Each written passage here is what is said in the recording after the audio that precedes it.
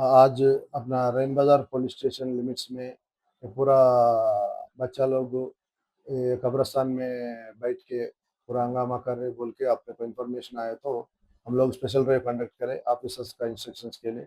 DCP Charminar zone, CP साहब instructions के लिए हम कब्रिस्तान चेक करने के लिए पूरा आज बड़ा कब्रिस्तान उमर फारूक गिरवेड पूरा चेक करें। पूरा कोई गांजेट वाला, वो कोई न्यूसेंस वाला रहता बोल के पूरा चबूतरा मिशन करे, पूरा लोगों को हटा दिए, कोई नहीं मिले। कोई अगर चबूतरा में बैठ के नहीं तो कब्रिस्तान में बैठ के कोई न्यूसेंस करे, कोई गांजे पिए, कुछ अल्कोहल पिए, दारू पिए, वो लोगों को हम लोग पूरा स्ट्रिक्ट एक्शन ले लेता हूँ। वो लोगों को अरेस्ट करके जेल में डालने को पूरा सेक्शन डाल देता हूँ। ये मैं पूरा पब्लिक को अपील कर रहा हूँ, अपना बच्चों को घर में रखने के लिए कोशिश करना, बाहर नहीं आने देना।